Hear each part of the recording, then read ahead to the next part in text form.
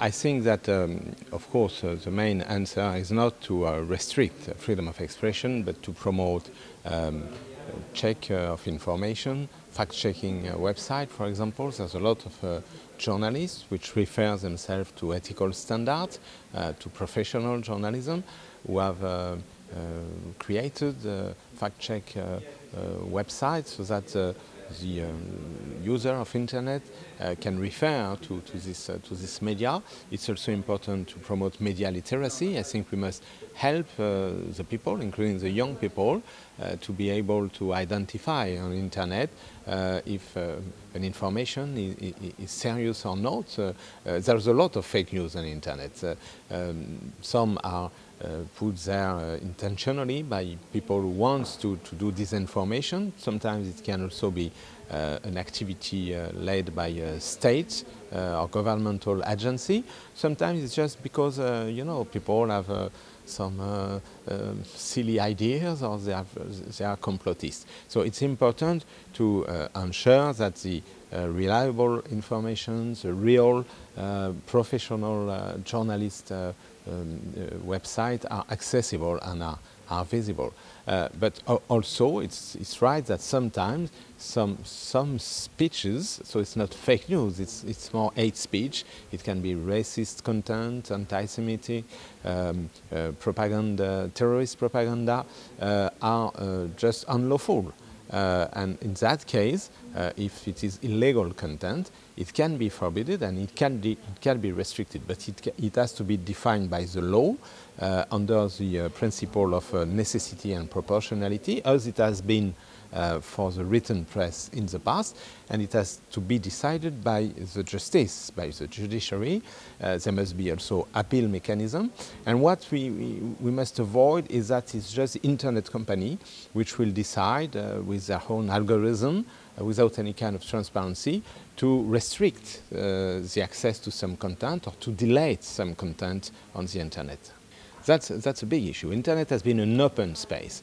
It has created the opportunity in some countries where free press did not exist, of the apparition of free media, bloggers, free journalists.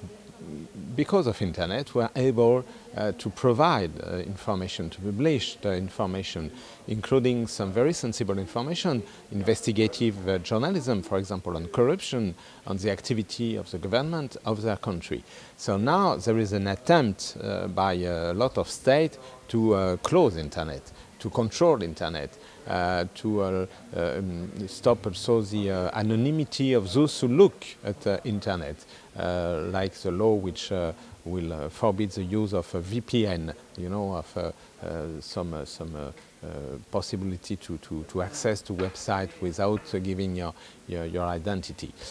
So we have to promote, and that's one of the things we do in the OSCE, the fact that internet must remain open, must remain free, even if for security reasons there can be some restriction, but which has once again to be defined very narrowly by the law, which has to remain exception. But the principle of access to internet and access to free information and freedom of expression is a human right. The access to internet is now a human right, because it's impossible to say that you will ensure freedom of expression and free access to information without access to internet.